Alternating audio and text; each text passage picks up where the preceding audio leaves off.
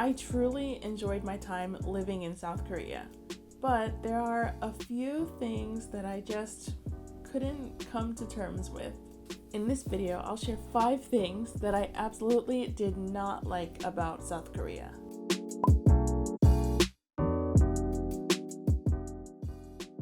My name is Karla, and I specialize in making videos about Korean culture and daily life.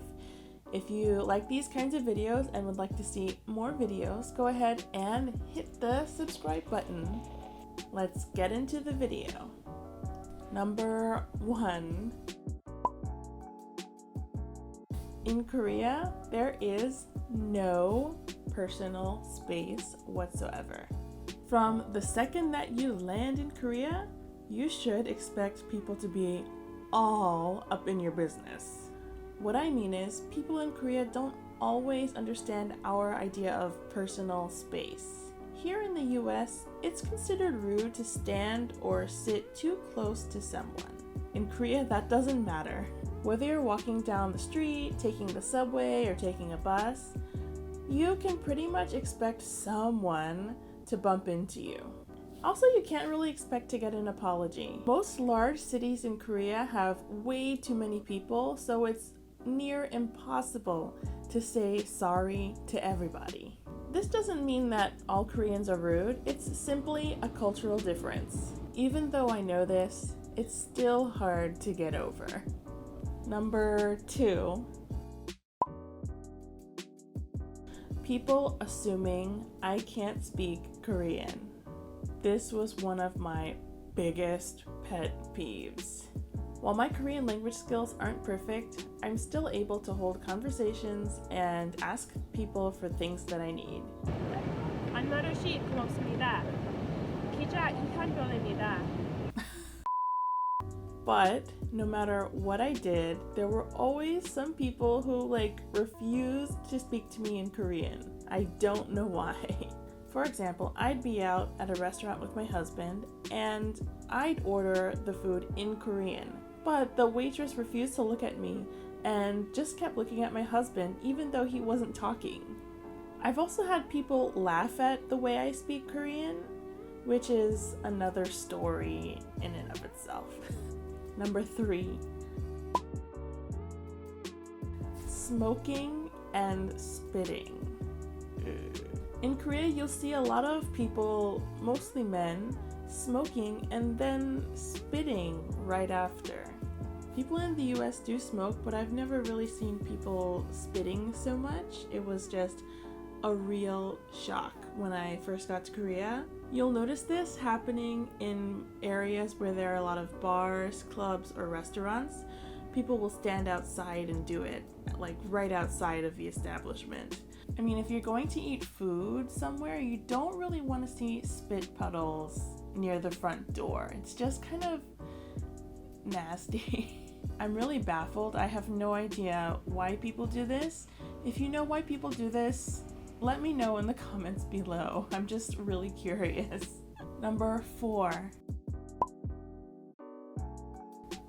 Staring. Some Koreans aren't used to seeing a lot of foreigners. If you're going to Korea, please expect to be stared at. People in the States, if they stare at someone, they look away when they get caught. It's just kind of embarrassing. But in Korea, even if they get caught, they still keep staring. It's really funny, and if you live there, it can get kind of annoying to have people staring at you all the time. Even though the reasons they're staring probably aren't malicious, it's just like, oh my gosh, everyone's looking at me. I think people stare because they're genuinely curious about how foreigners look and what they're doing and how they live their lives. So it's nothing really malicious, but it still can get really awkward. If you don't like someone staring at you, one way to combat it is to just stare right back. Once they realize how awkward they feel when you stare at them, they'll most likely stop doing it. Number 5. The subway is not 24 hours in Korea. My last point might seem very minor, but as a native New Yorker, it's something that I just couldn't get used to. Korean nightlife is a big part of the culture, and people often stay out like all night. But sometimes they don't stay out all night because they want to. It's because the subway or the buses aren't running. The subway in Korea stops at about midnight and doesn't start running again until about 5:30 in the morning. So if you miss the last bus or the last train, you're screwed. You're stuck wherever you are until 5:30 unless you're willing to pay for a taxi. When I first got to Korea, I lived in Suwon, which is about 45 minutes away from Seoul. It's not too far, but it's definitely not close enough to like take a taxi home at the end of the night. When I would hang out with my friends, I'd either rush to make, the 12 o'clock train or bus, or I'd have to party until 5:30 in the morning. And when I moved to Wonju, which is further away from Seoul, about 1 hour 30 minutes, I'd have to reserve a bus. And if you're trying to get home from Seoul to Wonju on like a Friday or Saturday night, you have to reserve that bus in advance. The last bus to Wonju was like 11 or 11:15. If you didn't get to reserve that bus, then it got full so quickly. I'd have to reserve the bus home while I was reserving my bus to Seoul. That's how important it was.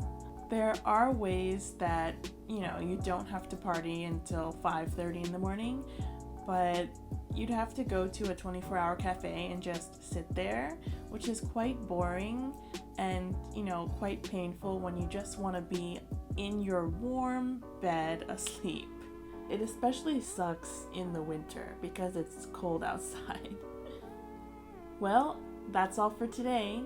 What are your least favorite aspects about living in Korea? Let me know in the comments below. If you liked this video and would like to see more videos, don't forget to subscribe and click the notification bell to get more updates from me. Bye!